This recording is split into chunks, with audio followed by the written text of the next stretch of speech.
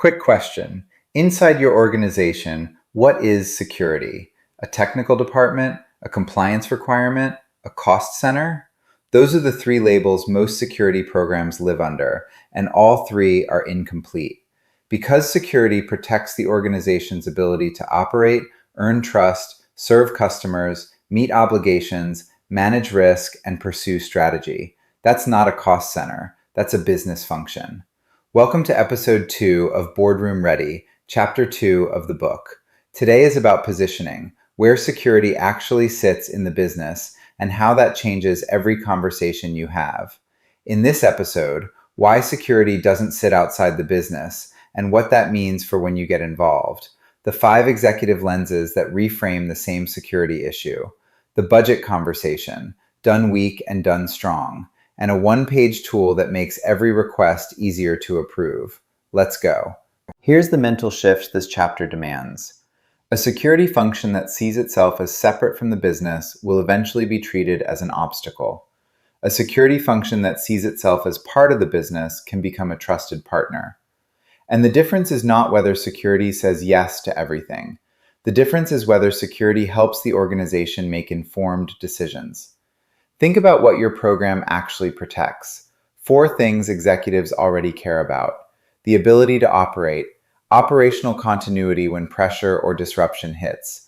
The ability to earn trust, customers, partners, regulators, and the market.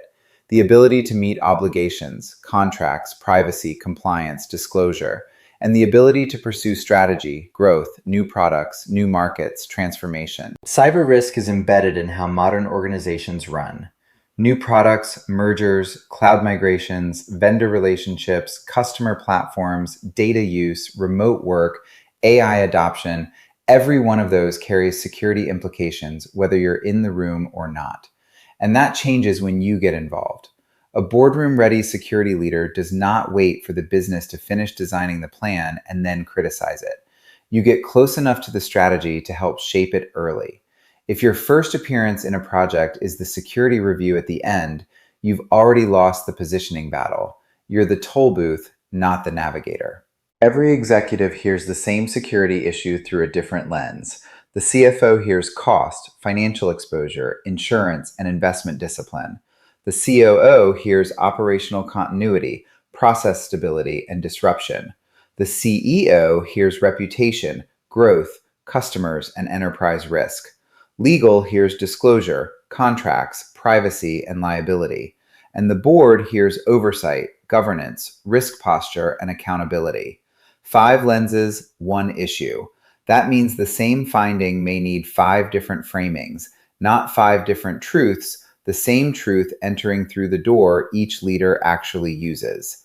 Learn the lenses of your top 5 stakeholders and your influence goes up immediately. Now let's talk about budget, because this is where positioning becomes money. Security leaders often struggle with budget because they describe what they want to buy before explaining what business problem they are solving. A tool request sounds like spending. A capability request sounds like risk management. Weak framing. We need a new email security tool because phishing is getting worse. Stronger framing. Credential theft and payment fraud attempts are increasing against our users. Our current controls block commodity attacks, but we lack stronger impersonation protection, a user reporting workflow, and identity correlation. This investment reduces fraud exposure, improves investigation speed, and strengthens our ability to show due care to customers, auditors, and insurers. The strong version doesn't guarantee approval, but it gives executives a real basis for a decision. One warning before we move on. Do not confuse fear with urgency. Fear can get attention once. Clear business impact gets decisions and repeat support. If every request arrives wrapped in a worst-case scenario, your credibility becomes the first casualty. Here's how this plays out in the real world. A security leader asks for additional funding for cloud security posture management. Version 1 focuses on misconfigurations, insecure storage, and excessive permissions. The CFO hears a technical concern and asks whether the current team can just handle it manually. Request deferred. Version 2 tells the business story. The company is expanding cloud usage faster than manual review can scale. Misconfigurations could expose customer data, delay enterprise deals, create audit problems, and increase incident likelihood.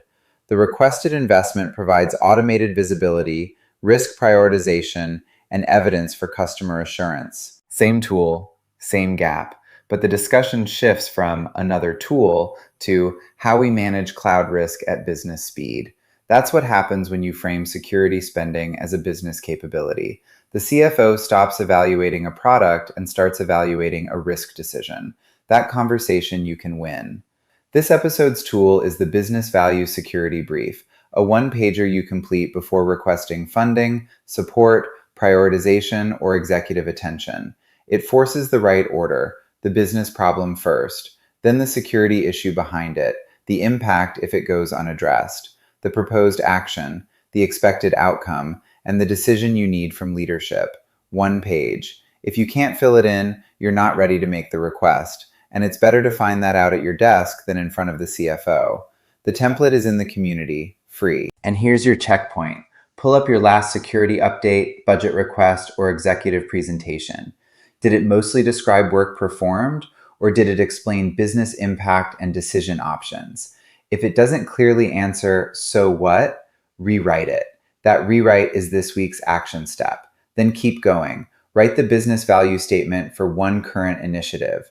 Map your top 5 executive stakeholders and what each one cares about. And rewrite one tool request as a capability and risk reduction request. Small reps, real change. Here's the bottom line. When security is viewed as a business function, the CISO becomes more than the leader of a defensive team. You become an advisor, translator, strategist, and operator. That balance matters. If you only speak security, executives may not understand you. If you only speak business, your team may not trust you. Boardroom Ready leaders do both. Remember the core of this chapter. Security is a business function because it protects operations, trust, revenue, obligations, and strategy.